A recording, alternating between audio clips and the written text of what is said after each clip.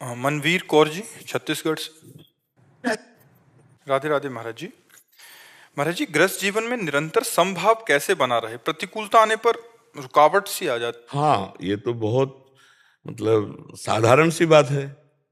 गृहस्थ हो या विरक्त, प्रतिकूलता आने पर अगर स्थिति नहीं है अंदर तो फिर बाधा पड़ जाती है ना। मान लो आप हमारे अनुकूल हो तो हम आप सोच सकते हैं मेरे भगवान हो, लेकिन आते ही ढोंगी, फिर हम आप में देखे मेरे भगवान आए हैं। और वैसे ही शांति बनी रहे जैसे प्रणाम नमस्कार करने पर, तो इसका मतलब स्थिति है। तो अपने लोग सुन सुनाकर गृहस्थी में स्थिति धारण करना चाहते हैं, पर वो स्थिति तभी आएगी जब हमारी भक्ति की भूमिकाएं बढ़ेगी। जैसे कक्षा 1 का विद्यार्थी जब पढ़ करके प्रश्न ठीक उत्तर दे देता है तो 2 में पहुंच जाता है, ऐसे भक्ति की भूमिकाएं हैं। हम नाम जप करें, मान लो स्त्री शरीर है तो हमारे बहुत से धर्म हैं।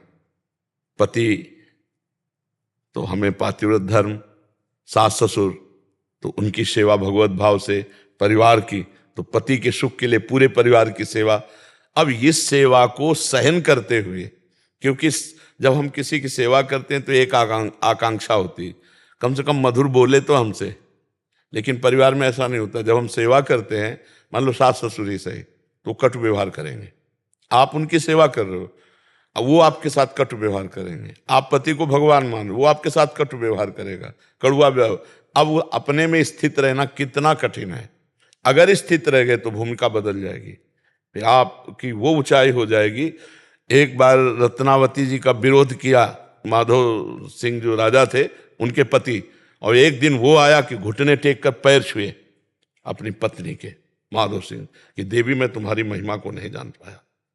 भगवान का भक्त जो है वो बाद में प्रकाशित होता है, पहले नहीं प्रकाशित होता है वो, पर जब प्रकाशित होगा तो बस ये सहनशीलता, सहन शक्ति, सहते जाओ, चुपचाप सहते जाओ तो आप महान होते चले जाओगे।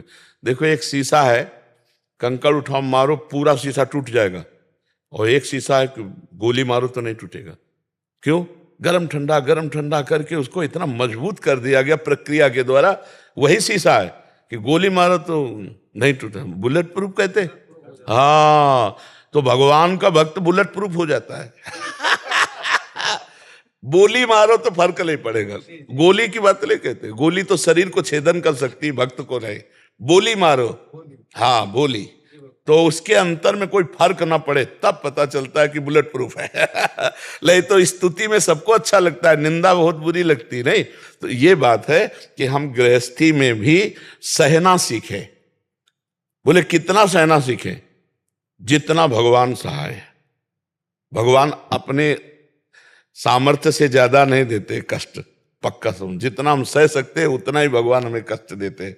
और वो कष्ट इसलिए मिलता है कि हमारे जन्म जन्मांतरों के जो पाप हैं, आसक्तियां, वो कट जाती हैं। एक होता है शरीर भोग के कर, और एक होता है जैसे आपने गाली, जलन हुई तो पाप नष्ट होंगे। अगर हम लौट के गाली दे दी तो फिर वो हमारा संस्कार बन गया, वो हमें भोगना पड़ेगा। और अगर हम सह गए तो अच्छा है यार, थप्पड़ मारने से अच्छा है कोई गाली दे करके निपटा दे तो बढ़िया है। हमें शारीरिक भोग ना मिले, वाचिक मिल जाए। पर वाचिक शारीरिक दंड सहा जा सकता है, पर वाचिक शब्द सहना बहुत कठिन होता है।